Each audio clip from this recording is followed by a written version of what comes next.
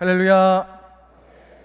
은혜로운 찬양으로 예배의 문을 열어준 IMC 워십 찬양팀의 찬양을 주님께서 기뻐 받으시고 찬양하는 우리의 삶 가운데에 풍성한 은혜를 더하여 주실 줄로 믿습니다. 여러분, 혹시 제가 보여드리는 사진을 보실 텐데 이것이 무엇인지 아십니까? 네, 이것은 우리가 주로 물건을 붙이기 위해서 사용하는 테이프로 다이소나 문방구에 가면 어렵지 않게 볼 수 있는데 가격은 주로 1,000원에서 2,000원이면 쉽게 구할 수 있는 그러한 물건입니다. 다음 사진 보여주십시오. 네, 그렇다면 이것은 무엇인지 아십니까? 이것 역시 똑같은 테이프입니다. 그런데 이것은 가치가 얼마나 될까요? 가격이 얼마나 할까요? 네, 놀랍게도 가격은 3,000유로, 하나로 약 480만 원에 달한다고 합니다. 우리 주변에서 흔하게 볼 수 있는 테이프인데 왜 이 테이프는 다른 테이프들과는 비교할 수 없는 다른 가치를 지니고 있을까요? 무엇이 똑같은 테이프의 가치를 다르게 만들었을까요? 이 테이프들의 차이는 바로 이름, 브랜드의 차이가 있습니다. 흔히 사용하는 테이프들과는 달리 이 테이프는 명품 브랜드인 발렌시아가에서 만든 제품으로 특별할 것 없는 똑같은 테이프이지만 명품의 이름을 힘입어서 다른 가치를 부여받게 되었다라는 것입니다. 이처럼 똑같은 물건에도 브랜드가 붙고 이름이 붙으면 다른 가치로서 인정을 받게 됩니다. 이것을 조금 더 확대시켜서 우리들에게도 적용시킬 수 있는데 우리가 어떤 이름 아래에 살아가는지, 우리에게 어떠한 정체성이 있는지에 대해서 그것에 따라서 우리의 가치도 달라질 수 있다라는 말입니다. 오늘 본문은 사도 바울이 고린도 교회에 쓴 편지로 예수님 안에서의 새로운 삶과 정체성 그리고 사역에 대해서 강조하는 내용을 담고 있는 말씀입니다. 사도 바울은 우리가 예수님을 의지하고 그 이름으로 살아갈 때 예수님의 이름이 우리들에게 붙어 있을 때 우리는 이전과는 완전히 다른 가치를 갖게 된다라고 이야기합니다. 고린도후서 5장 14절에서 15절을 보면 이렇게 말씀합니다. 우리 함께 합독하시겠습니다. 시작. 그리스도의 사랑이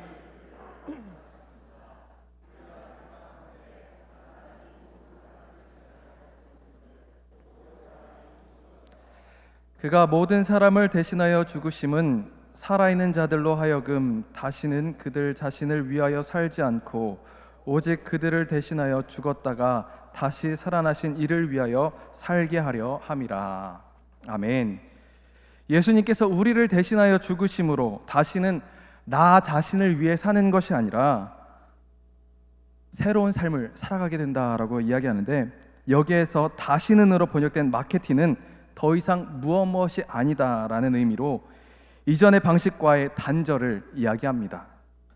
예수의 가치를 갖게 된 이유로는 더 이상 나를 위해서, 나 자신을 위해 살지 않게 된다는 말씀입니다.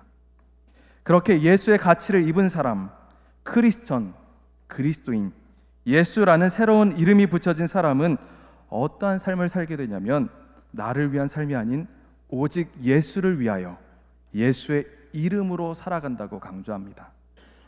사랑하는 여러분, 우리에게는 예수라는 이름이 붙습니다. 예수라는 이름이 붙여진 것은 예수님과 연합하고 예수님의 생명을 입는 것을 의미합니다. 곧 우리가 이전과 다른 새로운 가치를 지니게 되었다는 말입니다. 그리고 그렇게 예수라는 새 이름이 붙은 우리, 새로운 가치가 부여된 우리는 더 이상 나를 위해 사는 것이 아니라 예수의 이름으로 살아가야 할 줄로 믿습니다. 그렇다면 예수라는 이름이 붙은 우리들의 삶에는 어떠한 변화가 일어나는지, 예수의 이름이 붙은 이후 우리의 삶은 무엇이 새로워지는지 함께 살펴보며 예수의 이름으로 이전과는 완전히 달라진 가치의 삶을 살아가시는 저와 여러분이 되시기를 소망합니다. 예수의 이름이 붙은 우리는 어떤 변화가 일어납니까? 첫째로 예수 안에서 관점이 새로워집니다. 오늘 말씀을 보면 예수를 위해 살게 된 우리, 예수라는 가치가 더해진 우리의 삶에 어떤 변화가 일어난다고 가장 먼저 이야기하고 있냐면 새로운 관점으로 바라보는 삶을 살게 된다라고 말씀하는데 16절 말씀을 함께 합독하시겠습니다. 시작. 그러므로 우리가 이제부터는 어떤 사람도 육신을 따라 알지 아니하노라. 비록 우리가 그리스도도 육신을 따라 알았으나 이제부터는 그같이 알지 아니하노라. 아멘. 말씀을 보면 예수라는 이름이 붙은 우리, 새로운 가치가 된 우리가 어떠한 삶을 살아가야 한다고 하고 있냐면 이제부터는 어떤 사람도 육신을 따라 알지 않도록 해야 한다라고 권면합니다. 즉 이전에는 육신을 따라 알려고 하던 우리의 관점이, 우리의 시선이 새롭게 전환되어야 한다라는 사실입니다. 우리는 사람들을 평가할 때 주로 어떤 것으로 어떻게 평가하십니까?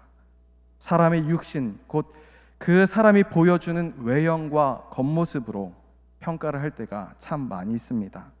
저 사람이 깔끔한지, 저 사람이 어떠한 복장을 하고 있는지, 어떠한 자세를 취하는지 주로 눈에 보이는 것들로 그 사람에 대해서 평가를 하게 됩니다. 이것은 비단 우리에게만 해당하는 것이 아니었습니다. 사무엘 선지자 역시 우리와 같이 눈에 보이는 것들로 사람을 평가하기도 했던 것을 우리는 성경을 통해서 알 수 있습니다. 그러나 주님은 그런 사무엘 선지자에게 무엇이라고 하십니까? 우리 사무엘상 16장 7절 말씀을 보면 이렇게 말씀합니다. 여호와께서 사무엘에게 이르시되 그의 용모와 키를 보지 말라. 내가 이미 그를 버렸노라. 내가 보는 것은 사람과 같지 아니하니 사람은 외모를 보거니와 나 여호와는 중심을 보느니라 하시더라. 아멘. 여기서 사람이 보는 것은 무엇이라고 하고 있습니까? 용모, 키, 외모, 즉 육신을 따라 보는 것이 사람의 시선이라고 말씀합니다. 반대로 하나님이 보시는 것은 무엇입니까? 사람과 같이 용모와 키, 겉으로 보여지는 것들이 아니라 그 사람의 중심을 보신다고 말씀합니다. 즉 겉으로 보는 것, 외형으로 평가하는 것은 주님 안에서 새로워진 사람의 모습이 아니라 옛 사람의 모습입니다. 주님 안에서 새로운 가치가 부여된 사람은 겉으로 평가하지 않는 것, 사람의 시선으로 보지 않는 것, 세상의 관점, 나에게 도움이 되고 나에게 이익을 주는가 판단하는 것이 아니라 주님과 같은 관점으로, 사랑의 관점으로 바라보아야 합니다. 본문 16절 말씀을 현대인의 성경으로 다시 보면 이렇게 말씀합니다. 우리 결단하는 마음으로 합독하시겠습니다. 시작. 그러므로 이제부터는 우리가 그 어떤 사람도 세상적인 관점에서 보지 않겠습니다. 우리가 그리스도도 세상적인 관점에서 보았으나 앞으로는 그렇게 하지 않겠습니다. 아멘. 부끄럽지만 우리는 어떻습니까? 여전히 겉모습으로, 외형으로 모든 것을 바라보고 있지는 않으십니까? 부끄럽지만 저는 그렇게 할 때가 참 많이 있습니다. 하나님의 관점, 하나님의 가치로 보기보다는 세상적인 관점으로 보고 불평하고 세상의 기준으로 평가할 때가 얼마나 많은지 모릅니다. 그러나 주님 안에서 새롭게 되어서 세상적인 관점에서 보지 않겠다는 이 고백이 저와 여러분의 고백이 되기를 간절히 소망합니다. 예수라는 새로운 이름과 그 가치가 부여된 우리는 이전과는 달리 주님의 관점으로, 시선으로 살아가겠다는 결단과 의지적으로 그렇게 보려는 노력이 있어야만 합니다.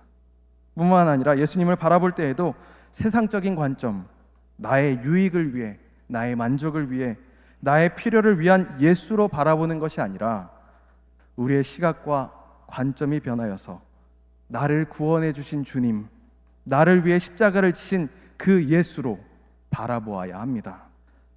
그렇게 될 때 이전에 미처 알지 못했던 새로운 은혜, 주님께서 주시는 참된 가치의 삶이 우리의 삶이 되게 되는 것입니다.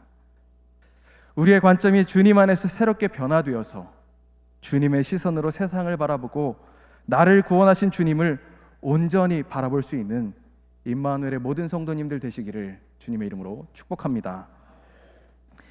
예수의 이름이 붙은 우리는 어떠한 변화가 일어납니까? 둘째로 예수 안에서 존재가 새로워집니다. 관점의 변화를 말한 바울은 이어서 존재가 새로워지게 된다라고 이야기하는데 17절 말씀을 함께 합독하시겠습니다. 시작.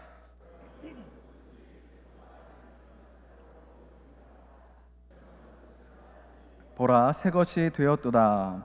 아멘. 말씀을 보면 바울은 누구든지 그리스도 안에 있으면 예수의 가치를 입은 사람은 새로운 피조물이라고 이야기합니다.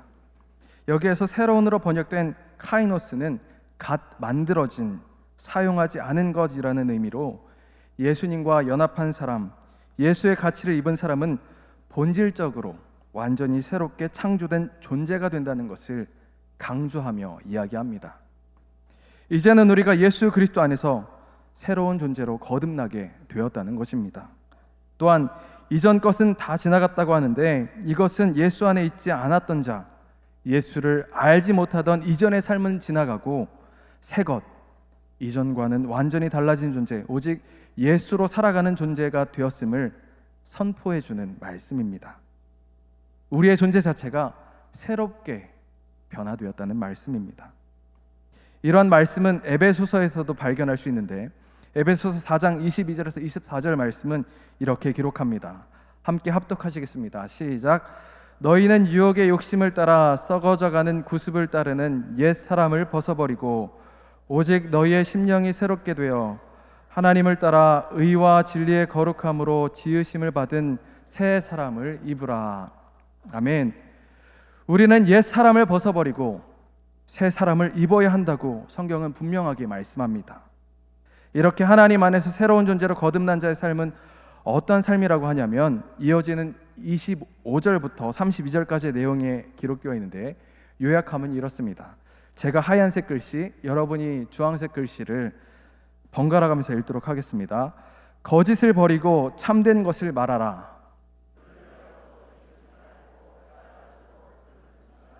마귀에게 틈을 주지 말라.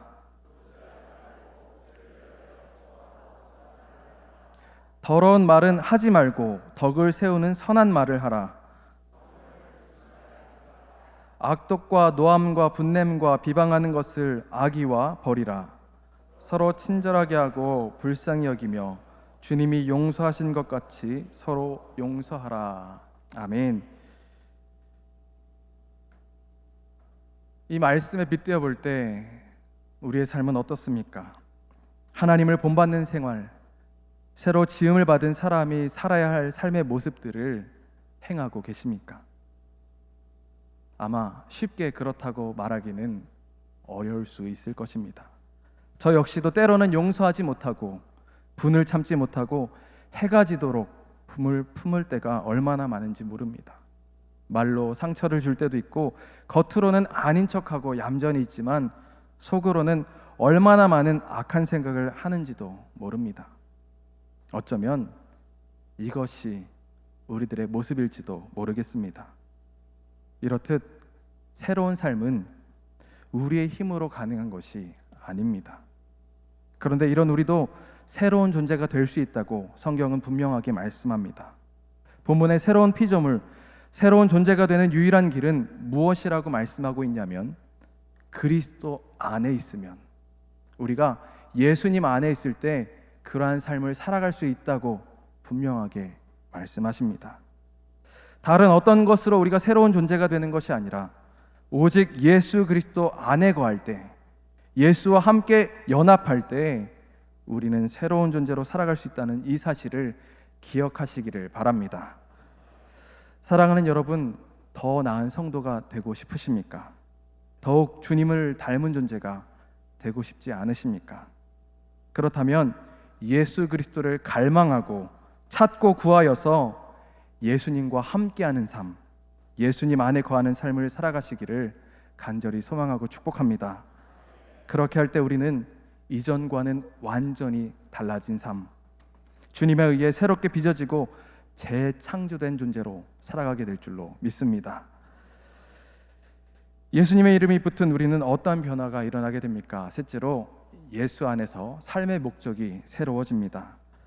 바울은 우리가 새로운 존재가 되었다고 이야기하면서 새로운 존재에게는 새로운 삶의 목적이 있다고 하는데 그 목적이 무엇이라고 하냐면 18절 말씀에 기록되어 있는데 함께 합독하시겠습니다. 시작.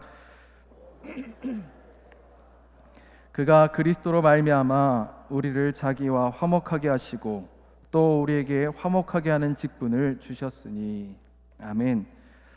하나님께서 예수 그리스도를 통해 죄로 인해 막힌 담을 허물어 주셨고 우리와 화목하게 하셨습니다.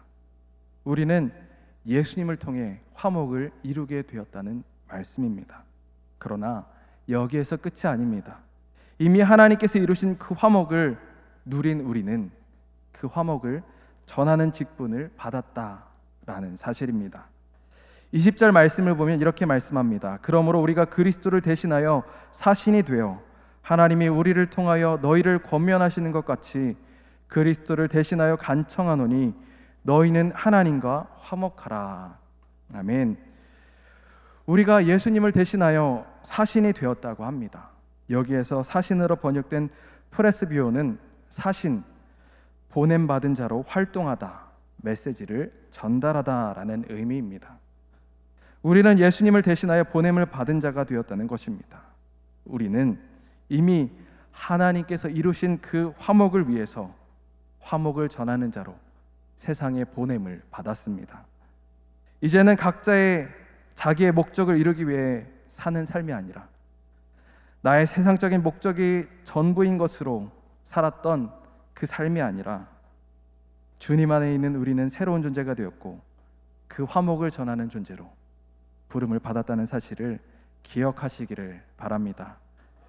예수 그리스도를 십자가에 죽게 하심으로 이루신 그 화목, 우리를 구원하기 위해 하나뿐인 아들을 십자가에 내어주신 그 사랑을 전하기를 원하시는 하나님 아버지의 마음을 전하는 자로 부름을 받았다는 이 사명, 우리를 구원하시기를 원하시는 하나님의 사랑을 전하는 삶으로, 그 사명으로 우리의 삶의 목적이 변화되어야 합니다. 그렇게 되기 위해서 우리가 가장 먼저 해야 할 것이 무엇이냐면 바로 내가 먼저 하나님과 화목하는 일입니다. 골로새서 1장 22절에서 23절 말씀을 현대인의 성경으로 보면 이렇게 말씀합니다. 함께 합독하시겠습니다. 시작.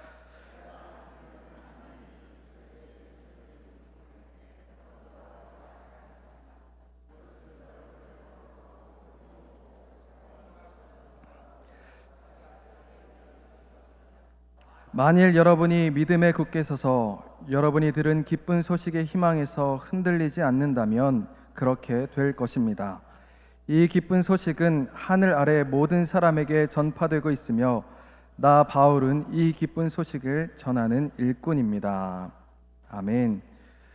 우리가 복음의 희망에서 흔들리지 않는 굳건한 믿음을 갖게 될 때 우리는 하나님과 화목하게 된다고 분명하게 말씀합니다. 사랑하는 여러분, 우리가 복음을 붙잡고 믿음의 뿌리를 굳건하게 내려서 하나님과 화목하고 그 화목을 전하는 목적을 최우선으로 여기며 살아가는 복된 삶이 되시기를 주님의 이름으로 축복합니다. 그런데 오늘 말씀을 보면 결국 이 모든 것은 우리의 힘으로 할 수 있는 것이 아니라 오직 예수 그리스도를 통해서만 가능한 일이라는 것을 분명히 알 수 있습니다. 예수님 안에서 우리의 관점이 새롭게 변화되고 예수님 안에서 우리의 존재가 새롭게 변화되며 예수님 안에서 우리의 목적이 새롭게 변화됩니다.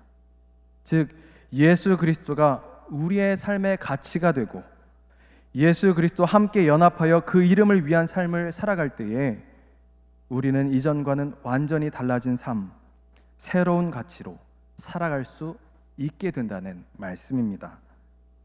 이러한 사실을 기억하시고 하나님께서 우리에게 주신 거룩하고 복된 그 이름, 예수라는 이름 안에서 완전히 새로워진 삶을 살아가시는 임마누엘의 모든 성도님들 되시기를 주님의 이름으로 축복합니다. 기도하시겠습니다. 할렐루야. 사랑과 은혜가 풍성하신 하나님 아버지, 무더운 날씨 속에도 저희들을 세상에서 구별하여 주시고 불러주심으로 주님의 전에 나와 주님께 예배드리게 하여 주심에 참으로 감사를 드립니다. 저희들 주님의 부르심에 합당한 모습이 되기를 원합니다. 오직 예수의 이름 안에서 완전히 새로운 존재가 됨을 기억하게 하여 주시고 예수의 이름 안에서 관점이 새로워지고 존재가 새로워지며 목적이 새로워져서 오직 예수 그리스도와 함께 살아가는 임마누엘의 모든 성도들의 삶이 될 수 있도록 주님 은혜를 내려 주시옵소서. 이번 주는 담임 목사님의 말씀을 통해 누군가에게 국밥 한 그릇을 대접하겠다고 결단하게 하여 주시니 감사를 드립니다. 우리가 잊고 있는 그 순간에도 주님은 여전히 우리에게 은혜를 베풀어 주심을 기억하게 하여 주시고, 거저받은 그 은혜에 감사하며 주님의 사랑을 나눌 수 있는 한 주간이 되도록 인도하여 주시옵소서. 이제는 우리 주 예수 그리스도의 은혜와 아버지 하나님의 사랑하심과 성령님의 교통하심이 예수와 함께 새로워진 가치의 삶을 살아가기를 원하는 임마누엘의 모든 성도들 가운데 이제로부터 영원토록 함께하여 주시기를 간절히 축원하옵나이다. 아멘.